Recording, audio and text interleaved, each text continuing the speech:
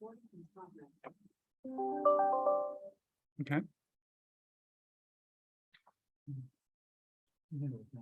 Okay. Hello, everyone. Welcome to the LexisNexis 40 Under 40 Award Ceremony and Career Talks. 欢迎来到绿商连续40位40岁以下精英颁奖典礼暨法律事业交流会。My name is Zip Wan. I'm the head of marketing at LexisNexis. LexisNexis inaugural 40 Under 40 is inclusive industry recognitions that select 40 legal professionals who are 40 years old or younger and show tremendous potential to grow and motivation to lead the development of the legal sector in Greater China. This year, we have received over 100 nominations from across mainland China, Hong Kong, Macau, and Taiwan. Our 19 honorable judges committed over 1 month with 150 hours in total, reviewing each of the nominations, and it wasn't an easy task. The 2020 jury include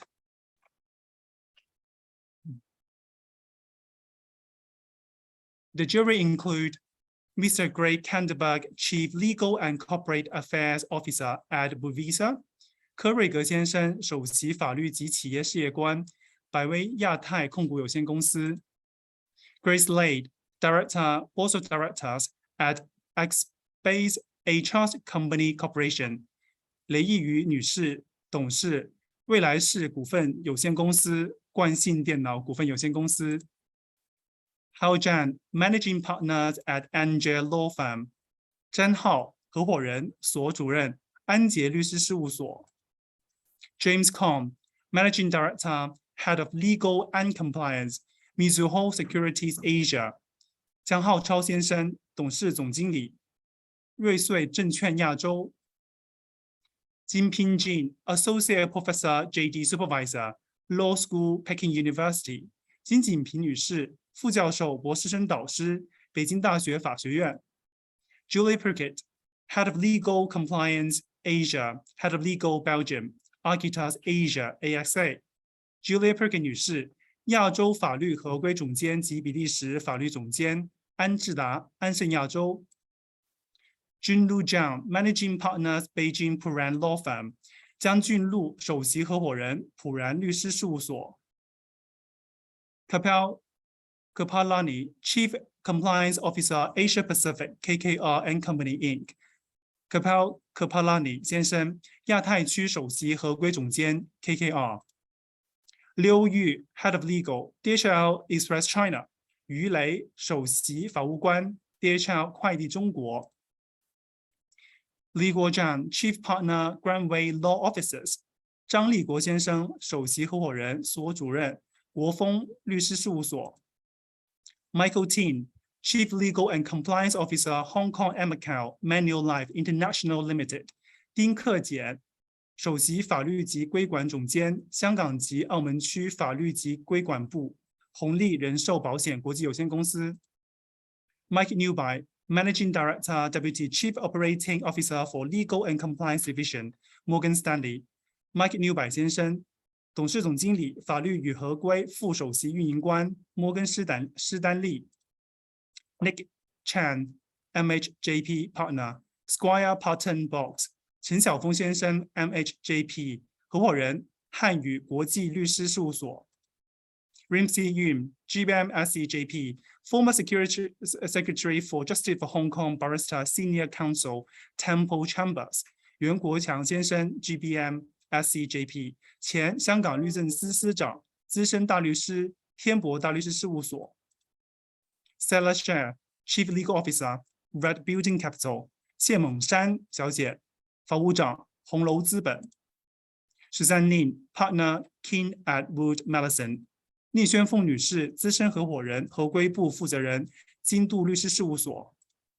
Victor Shan, Chief Legal Officer, North Asia, Greater China, Korea and Japan, Hanko. 沈月志先生，北亚区、大中华区、韩国及日本总法律顾问，德国汉高集团。Wei Sun, Partner at Zhonglun Law Firm. 孙卫先生，合伙人，中伦律师事务所，以及杨洋，法律与合规负责人，董事会办公室副主任，阿波斯科科技集团股份有限公司。and Ms. Yang Yang, Head of Legal and Compliance Department, Deputy Director of Office of the Board of Directors at Arbos Technology Group Company Limited.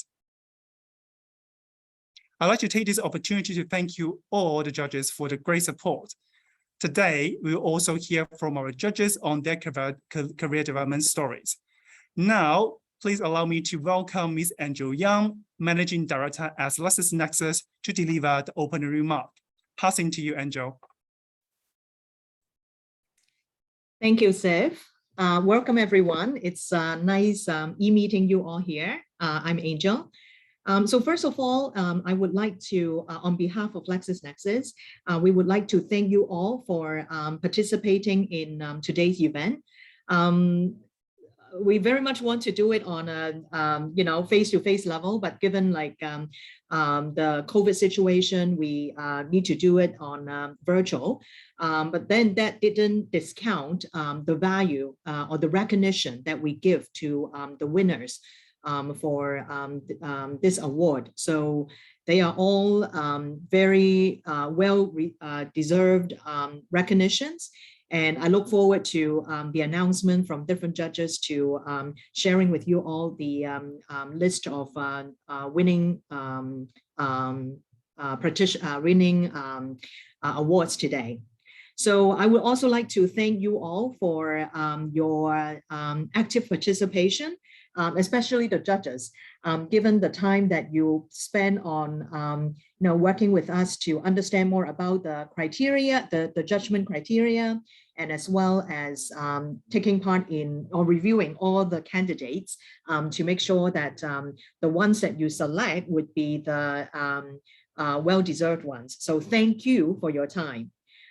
This is the first time that LexisNexis is hosting this award competition, and we also would like to use this opportunity to really recognize the future leaders within the law industry, as on like you would see later, as on the different they come from different firms focusing on a wide range of like different practice areas. But based on, of course, their unique achievements that they've made to the industry, that they are the ones that stand out from amongst all the nominations. So when reviewing the, after reviewing the results, I do see the common themes in terms of the award winners for today. So of course, they are all fully accomplished leaders in their respective practice area in the industry. They are all definitely young, already with such good accomplishments. But then the recurring theme that I see are, there are four things that I want to highlight and share with you today. So number one is in terms of the mindset, the growth mindset that they have all demonstrated. If later on you would have a chance to see the justifications, how, what their unique contributions are, you would definitely agree with me. These winners are all have all persevered in their own respective work. They have demonstrated very good continuous growth mindset in terms of continuous learning, new skills and new knowledge to make sure that they can stay competitive and relevant to the industry. So that growth mindset is definitely one key theme that's well demonstrated in the justifications that we have seen. So secondly, it is the innovation that they have demonstrated. So as we all know, the pandemic that had happened since 2020 had really pushed all of us to think about what are the changing needs of our customers in the new normal. And those things that were proved successful in the past might no longer work in the new world or in the new post-pandemic world. So a lot of times that when I was reviewing the justifications, they have all done very well in terms of innovating a new way of practices so as to make sure that they can serve their customers well in the post-pandemic world and ever-changing dynamics in the market. So thirdly, they all have this mission that they want to advance the rule of law. I guess that's also something fundamental for most lawyers on this call, in terms of like how through their practicing the law and also their knowledge, how they can be innovative in terms of applying the knowledge into different fields that they have. They were all using it with they're all fired up in terms of like wanting to support the rule of law. So this is also in line with LexisNexis in terms of our core mission, wanting to advance the rule of law based on the service that we offer to our customers. And lastly, there's this element of giving back to the community. So you would see that not just that these individuals award winners have demonstrated their contribution in the legal sector, but also how they apply their own professional knowledge in giving back to the community. So looking at all these themes, we all agree that these are the key elements in order to be successful for maybe the next 5 to 10 years in the world that we operate in. So I'm glad that so for these award winners who have demonstrated in one or another way how they have embraced all these features or values that I've just outlined. So parallel to LexisNexis mission, I think by hosting this competition, we are hoping that we can make our contribution to really highlight who are the well-deserved accomplishments and award winners through ceremony like this one, so that we can all celebrate the success of these people demonstrating these values, and also align on, these would be more like the blueprint for how we would like to encourage the young generation in the law industry to embrace these values as they develop their career in the industry. So to that, I once again thank you all for participating in today's event. And I hope that we can see you sharing more of what we are celebrating today with your friends and colleagues, so that we can really give the award winners the deserved congratulations note that they deserve. So thank you, everyone. And I'll talk to you soon. I'll pass it back to you, Sif. Thank you, Angel. Thank you, Angel, for the fantastic words. Now, I'd like to introduce Mr. Mike Newby, Managing Director, Deputy Chief Operating Officer for Legal and Compliance Division at Morgan Stanley, to announce the first 8 winners of the LexisNexis 40 Under 40。有请摩根士丹利董事总经理、法律与合规副首席运营官 Mike Newby 先生为我们揭晓8位绿商连续40岁以下精英获奖者。Passing to you, Mike. Thank you, Ziv. Hello, everyone. It's my great honor to introduce to you the first 8 of the winners in this 40 Under 40. So, first one, Anna Chan, partner and head of tax and private client at Oldham, Lee and Nye. 陈韵琪小姐，高礼严律师所。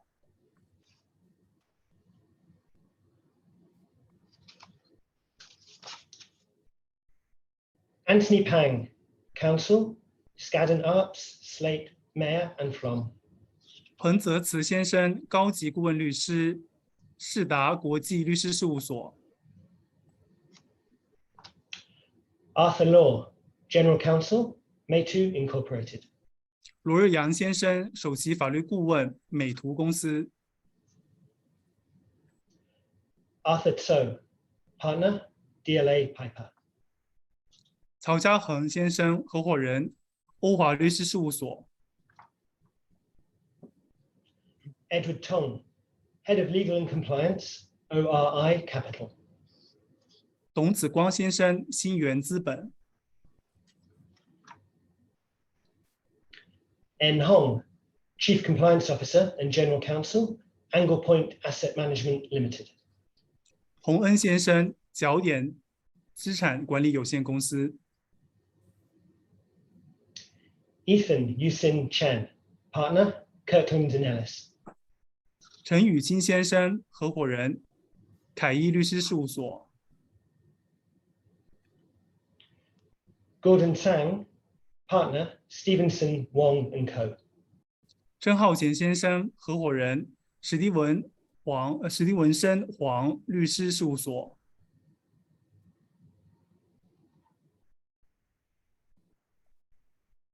Thank you, Mike. Congratulations to all the winners.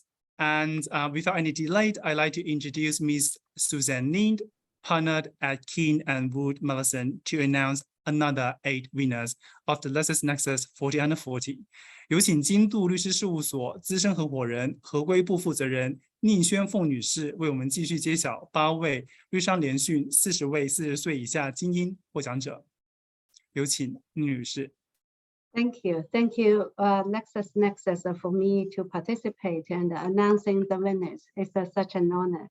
Without further delay, I would declare the next 8 winners. The first I announce is Augustine Chen, Executive Director and the Compliance Counsel, Legal and the Compliance Department, CICC and Hong Kong EU. Augustine Chen 先生，中经及香港大学。 张国文，梁永坑律师事务所律师。 Boyce Chan, Associate, Virtues Lawyers. 杜宣荣，张书基、赵之威律师行合伙人。 Charles Toll, Partner, Allen. 梁安宁，中伦律师事务所合伙人。 Chloe Lun, Partner, Zhonglun Law Firm LLP. 陈佳莹，浙江六合律师事务所合伙人、国际部主任。 Chia Yin Michelle Shan, Partner, Director of International Legal Department, Shenzhen LNH Law Firm. 赖佳敏，阿里巴巴集团法律顾问。 Carmen Suzanne Lai, Legal Counsel at Alibaba Group. 罗凯天，北京普然律师事务所创始合伙人。 Kai Tian Kai Law, Founding Partner at Beijing Puran Law Firm. 刘佩琦，腾讯 TPP 法务合规总监。 Katie Lau, Head of Legal and Compliance at Tencent TPP Investments. Now back to you. Thank you very much, Suzanne, for announcing 8 fantastic winners for us today. Now, I'd like to introduce Mr. Craig Kanderberg, Chief Legal and Corporate Affairs Officer at Bulvisa, Mr. Mike Newby, Managing Director, Deputy Chief Operating Officer for Legal and Compliance Divisions at Morgan Stanley, as well as our moderator, Mr. Oliver Chan, Legal Counsel at LexisNexis, to sit together at our first fireside chat session. They are going to share their stories and insights on what it takes to be a leader in law. 有请百威亚太控股有限公司首席法律及企业事业官柯瑞格先生，摩根士丹利董事总经理、法律与合规部副首席运营官 Mike Newby 先生，以及主持人律商联讯法律顾问 Oliver Chan， 一同来到第1节的炉边谈话，成为法律界领袖的所需特质。Passing to you, Oliver.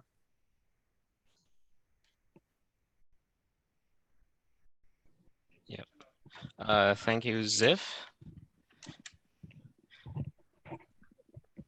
Yes, thank you everyone for attending this event. Just to introduce myself again, my name is Oliver. I'm the legal counsel for LexisNexis based here in Hong Kong. It is absolutely my pleasure and privilege to be the moderator for this fireside chat and to speak with our two guests, Craig and Mike. As Ziv has introduced, Craig is the Chief Legal and Corporate Affairs Officer at Budweiser APAC, while Mike is the Managing Director, Deputy Chief Operating Officer for Legal and Compliance Division at Morgan Stanley. Between the two of them, with such prominent leaders in law, I'm sure they will have some very interesting insights for us and perhaps some fun stories to tell. So welcome, Craig and Mike. Thanks, Oliver. Great to be here. And congratulations to all the winners. Yes, congratulations to all the winners indeed. So let's kick off with this fireside chat. So the theme of this fireside chat is, what does it take to be a leader in law?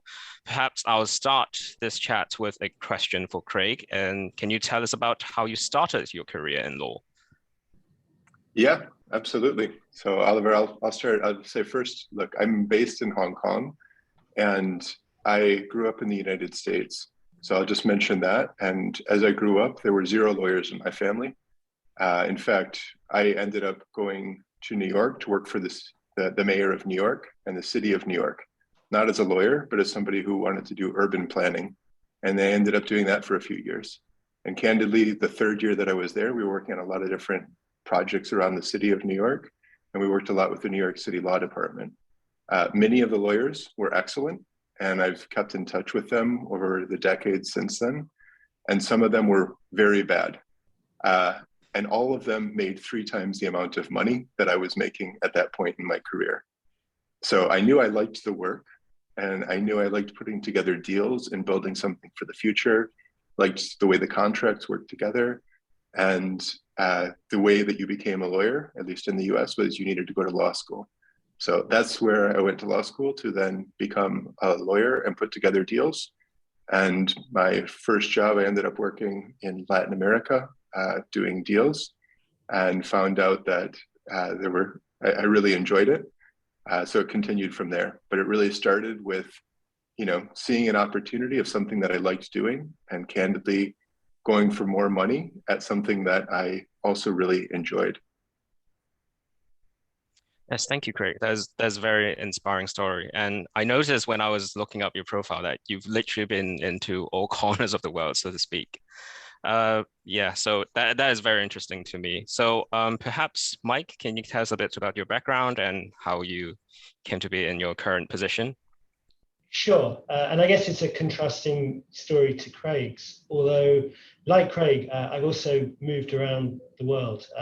Can probably tell from my accent, I come from the UK, but I've lived and worked in the US as well, and then came here to Hong Kong in 2007, moved back to the US for a while, and now here I'm back in Hong Kong again.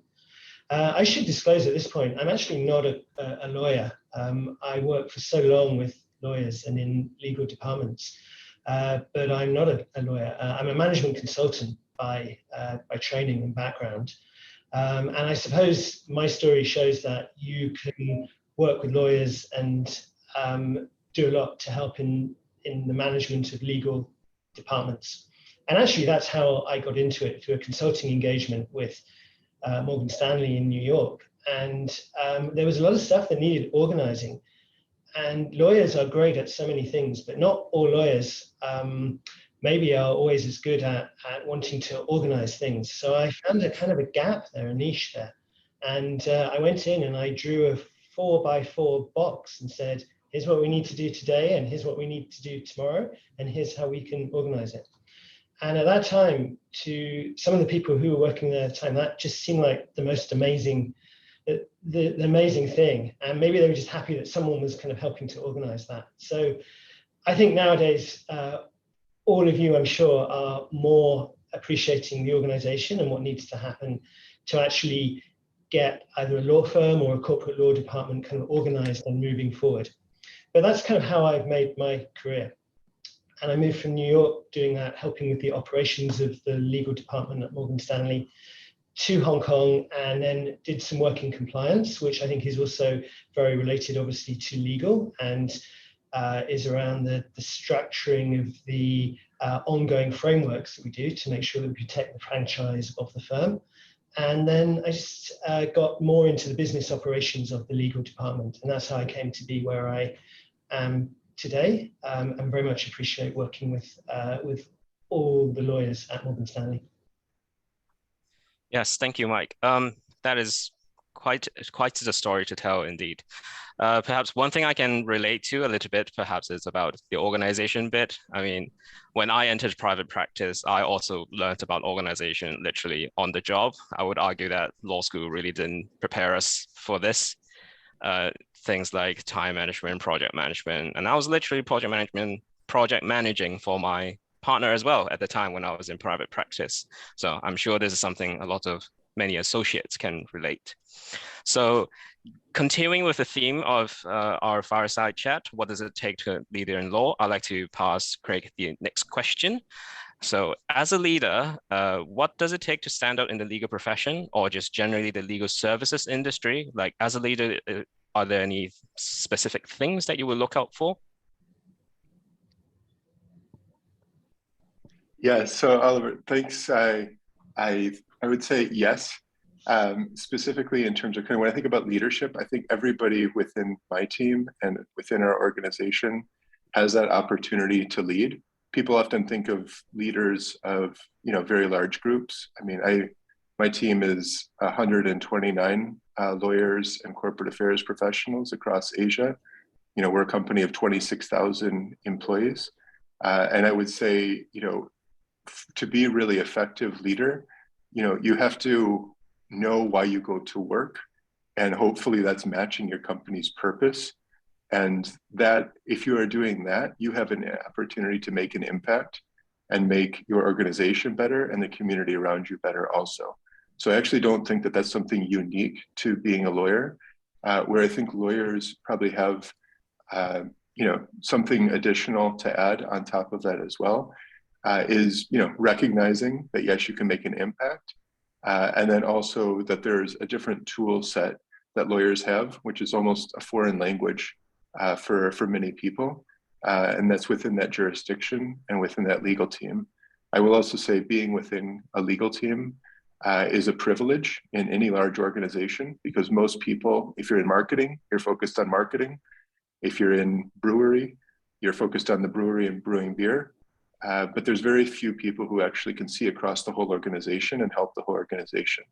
And the legal team is absolutely one of those. And that's true in private practice, and that's true in government, and that's true at for-profit and nonprofit entities. So I take that as almost an extra privilege that we have working within a legal team.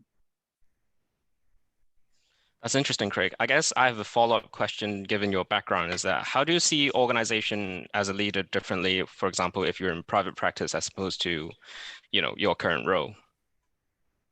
Yeah, so one thing I will say is your roles are quite a bit different, and your timelines are different also. You know, when you're in private practice, everything is immediate and urgent. And you know, when you're receiving something, it needs to be done immediately. And so candidly, that's much harder, I think, to do with family and others around you, where, you know, the first time you cancel on friends for an event, you know, they sort of understand. The second time, they maybe are a little bit upset. The third and fourth time you cancel on people, you know, unless they're really within the service sector, it's very hard for people to understand what that looks like. So depending on your practice, I think that that is something that is increasingly difficult to be able to do. And candidly, when you're in-house, you have a lot more control over that schedule. I think the hours that you work are frankly almost the same, but the density hours are probably a lot more intense. And you also have a lot more control in terms of how you space things out, because not everything is urgent. There are true emergencies, but a lot of other ones are quite a bit longer. So that's a little bit of how I might answer that question, but maybe I'll pause, and I'm sure Mike has a view on this one as well. Sure, maybe I'll jump in, but maybe from a slightly different perspective, because I think the question was about, you know, how leadership and how to take that forward. So I suppose when I was thinking, I agree with everything you said, Craig. I want to talk a little bit just about certainly things that have got you to all of this group where they are today. And often that's about developing a toolkit and deciding what you're good at and then leveraging that to excel at that. And I think that first part of your career is a lot about making yourself stand out, get yourself noticed and recognized.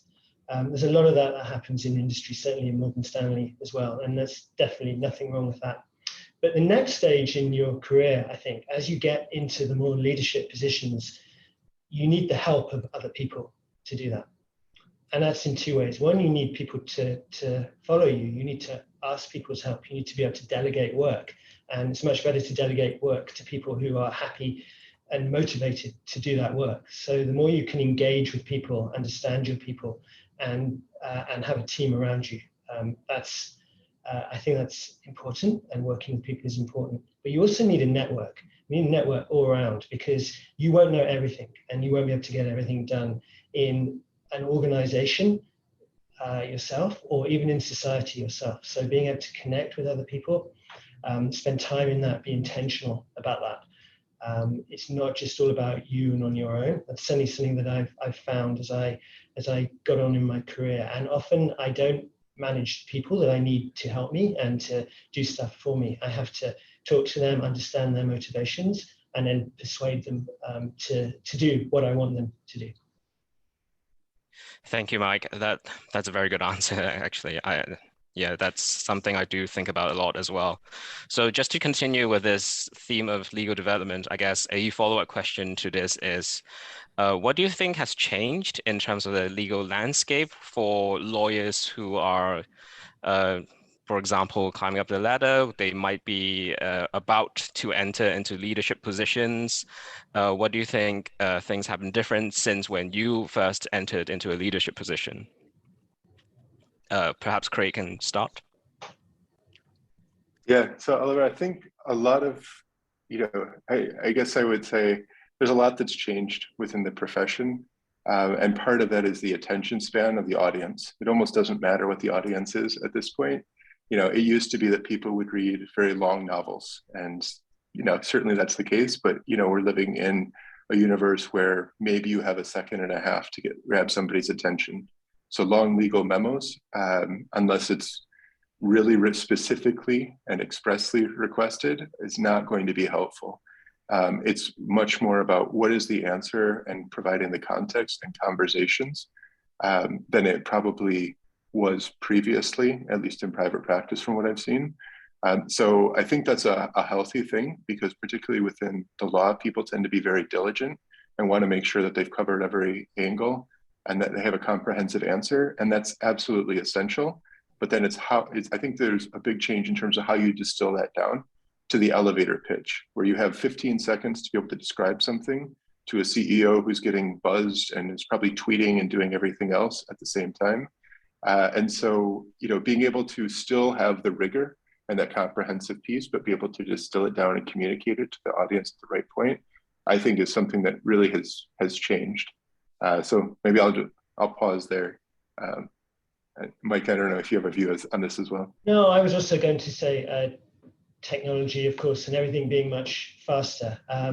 Maybe a slightly related angle to that is that I think there is so much more transparency in the world. Technology creates that transparency.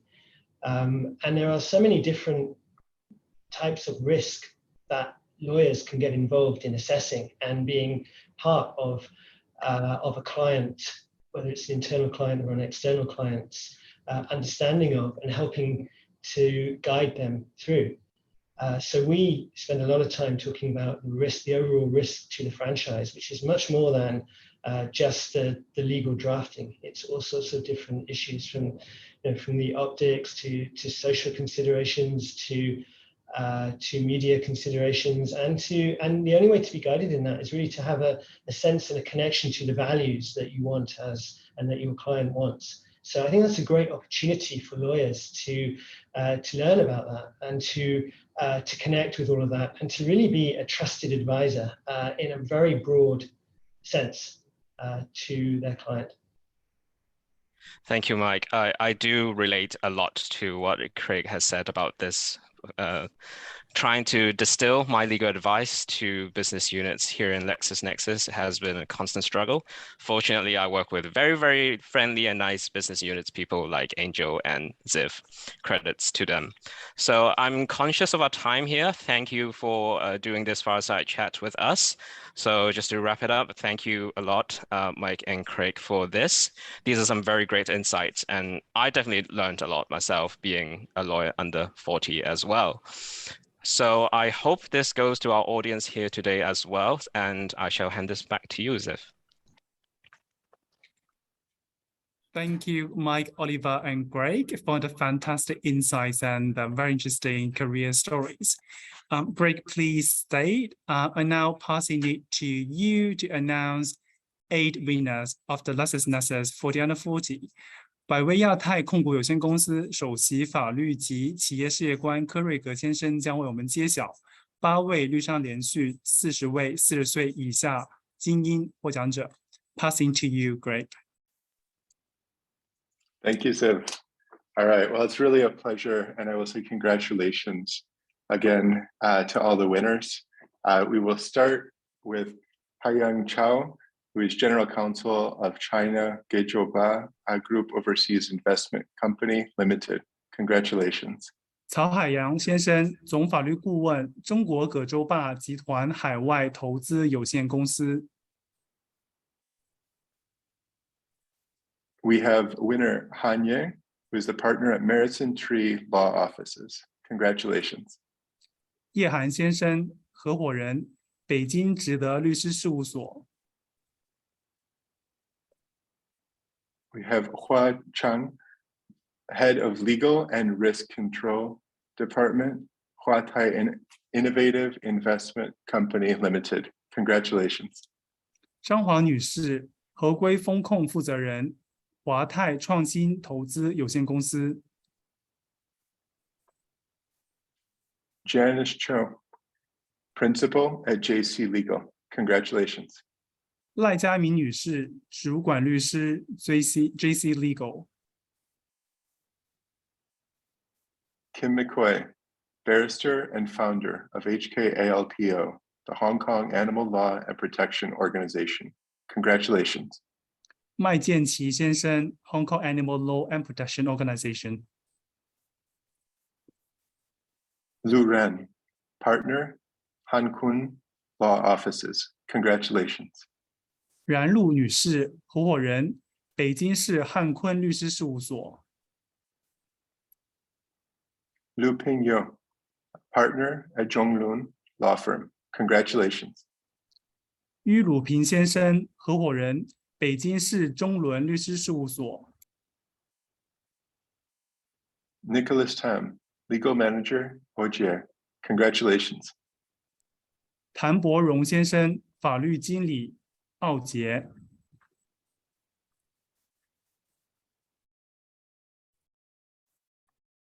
Thank you, Greg, for announcing the winners for us. Now, please welcome Mr. Li Guozhan, Chief Partner at Greenwade Law Offices, to announce another 8 winners of the LexisNexis 40 Under 40. 有请国丰律师事务所首席合伙人、所主任张立国律师为我们揭晓另外8位绿商连续40位40岁以下精英获奖者。恭喜以下8位精英：马士达律师行资深律师谭雪欣女士。Yan Sharon Tam, Senior Associate, Mayer Brown.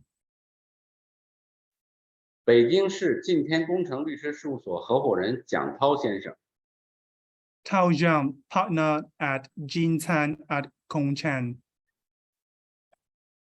香港特别行政区知识产权署高级律师钟去之女士。Chui Chi Gigi Chong, Senior Solicitor at Intellectual Property Department, the Government of Hong Kong SAR. 和伟律师行合伙人黄伟强先生。Wycombe William Wong, Partnered at House Williams. 西德律师行律师王佳颖女士。Nicole Wong, associate at Hugh Dickinson, Hong Kong. 海问律师事务所合伙人陈嘉信先生。 Philip Chen, partnered at Taiwan and Partners LLP. 北京国风律师事务所合伙人胡琪女士。 He Hu, partner, Granway Law Offices. 开云亚太法务总监 Selina 郑女士。 Selina Chen, Director of Legal, Hong Kong, Macau, SEAP, covering Asia Pacific. 恭喜各位。谢谢张律师。时间来到第2节的炉边谈话，赋权法律界女性领袖。我们邀请到安智达安盛亚洲法律合规总监及比利时法律总监 Julie Perkett 女士，主持人绿商联讯法律顾问 Charlene Zhang， 带领我们从女性视角探索法律行业领导力。Let's welcome Ms. Julie Perkett, Head of Legal and Compliance Asia and Head of Legal Belgium at Architas Asia ASA, and Ms. Charlene Zhang, Legal Counsel at LexisNexis, to explore leadership in law through a female lens. Please note, Ms. Perkett's sharing represents her personal views. Passing to you, Charlene. Thank you, Ziv. And hello, everyone. Welcome to the ceremony. And it is my honor to be here to be a moderator and have a fireside chat with Julie, like they've introduced. So thank you for attending today's ceremony, Julie. Let's talk about your outstanding legal career now. I know from your profile that you began your legal career once you graduated from a law school. So can you please tell us about how you started your career? Hi, Charlene, and thank you very much for having me. It's a great honor and a pleasure to share with you and all the attendees, and thank you also to Ziv for the kind introduction.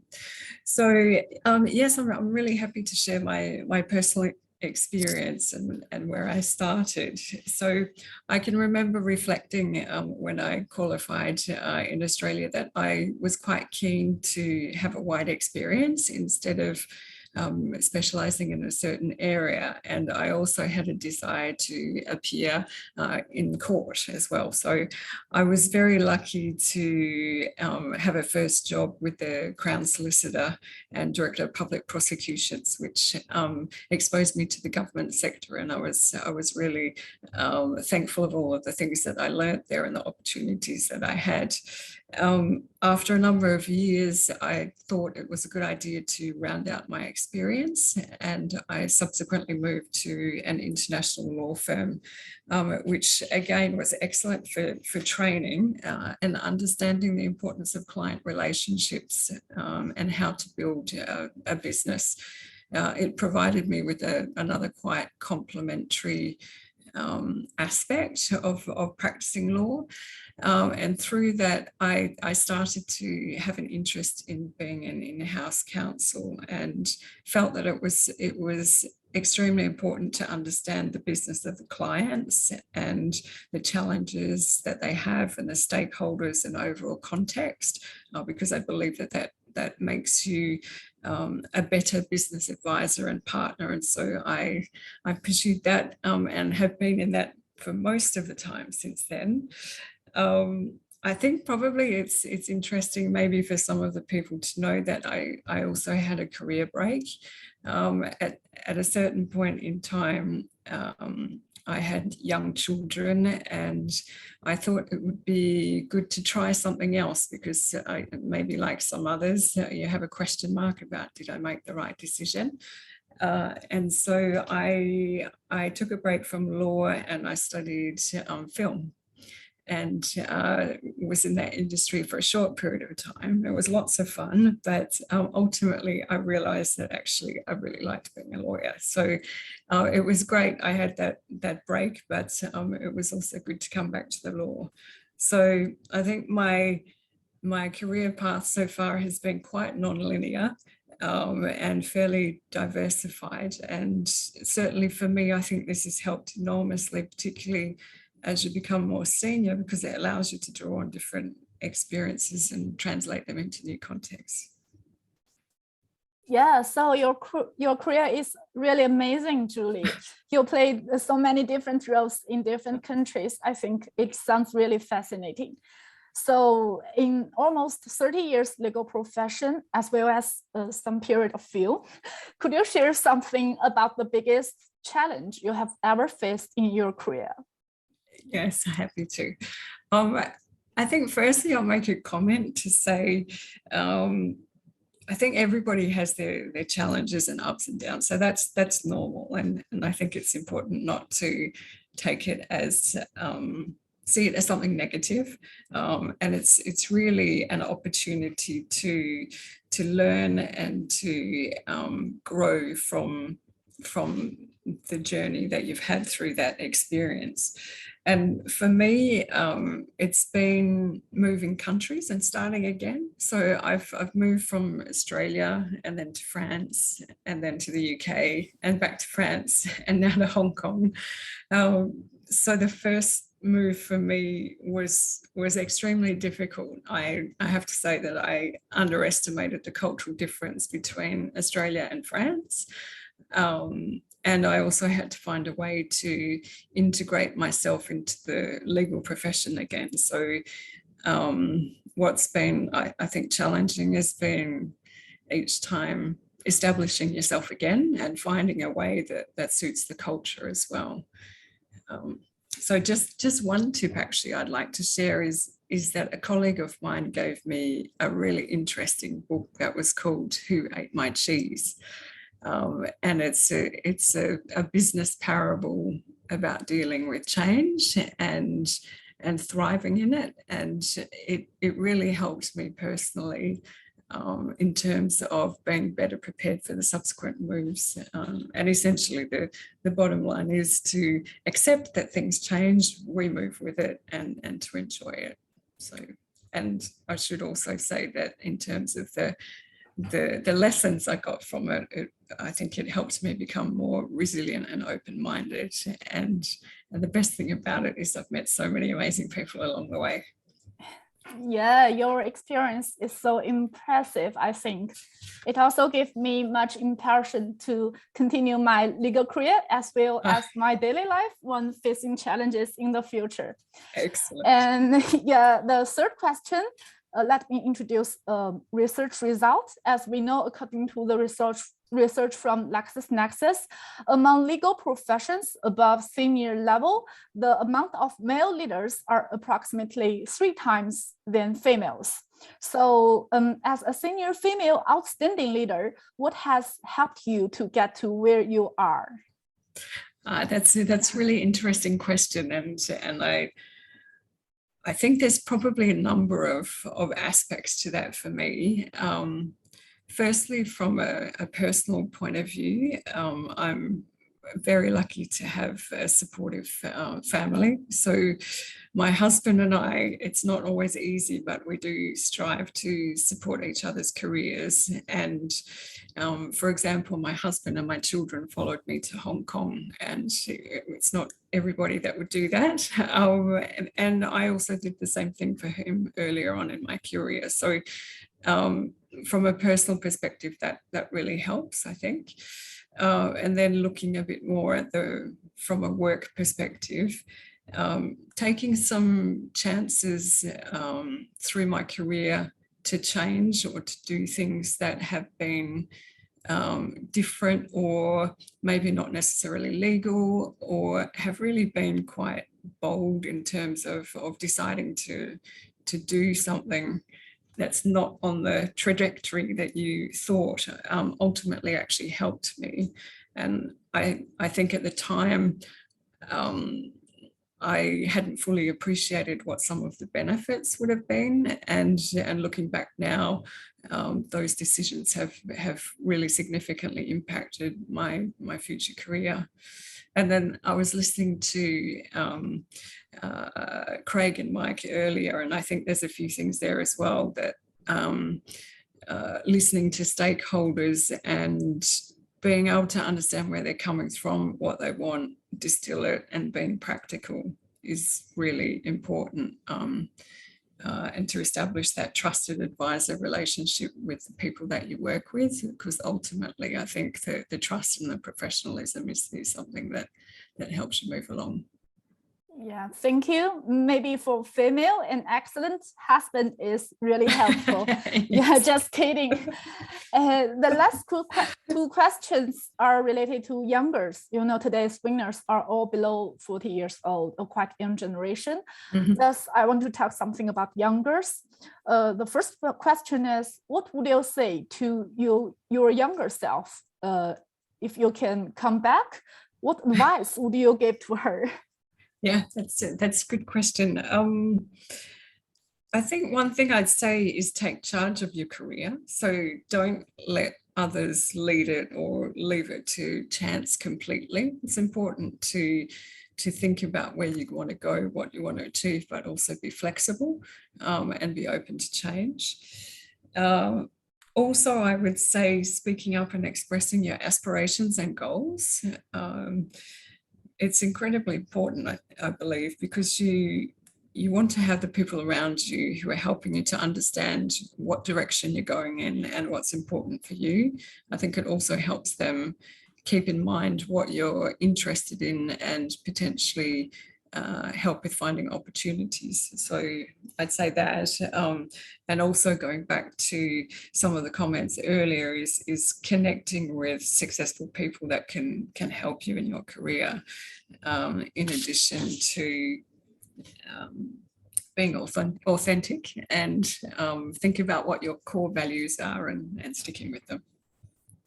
Yes, thank you. And the last question is, what advice would you give to the younger legal professionals?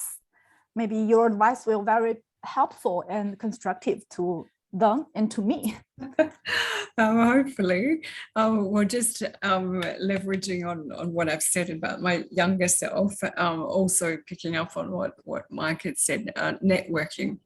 Networking is extremely important, and I can't really underemphasize or overemphasize rather the need to spend time on it and to invest in it as soon as you can, and that's both professionally and socially, because these people can become your allies, your mentors, your clients, your colleagues, your friends, your boss, and many times over, and also they can help you too. So it's extremely important, I would say, to do that.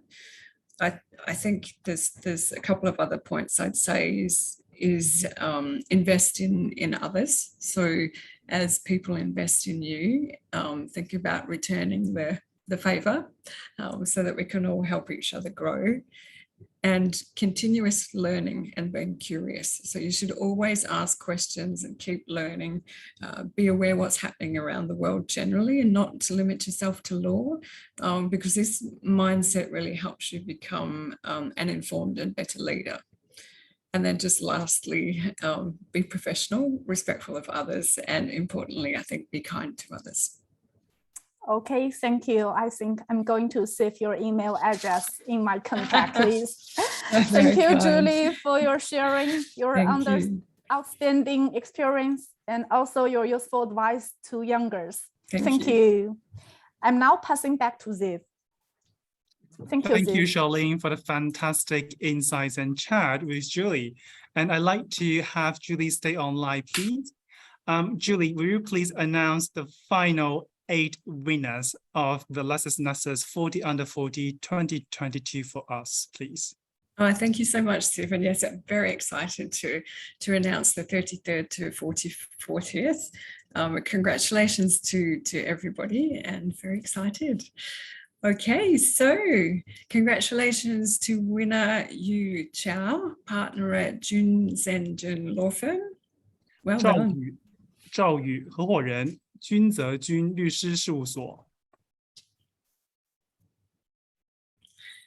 Congratulations to the winner, Yui Tai, attorney and senior joint partner at Beijing DHH Law Firm. Congratulations and well done.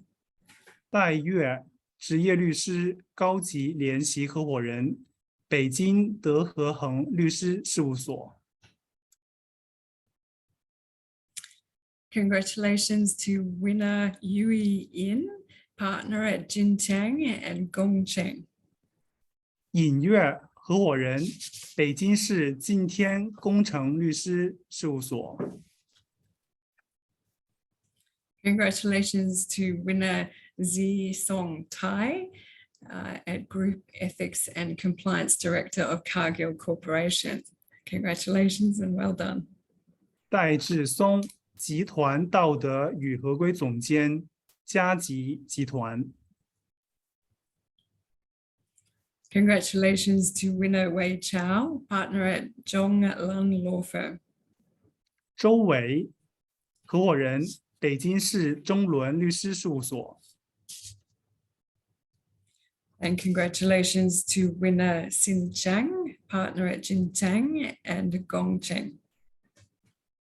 张鑫，合伙人，北京市晋天工程律师事务所。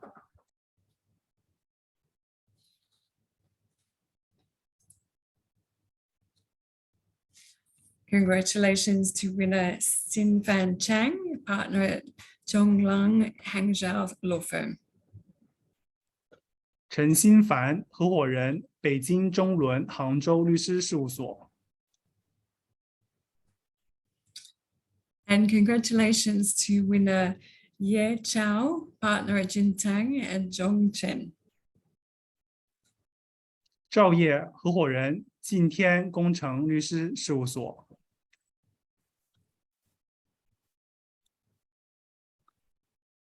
Okay, well, thank you, Julie, for announcing the final 8 winners of LexisNexis 40 under 40.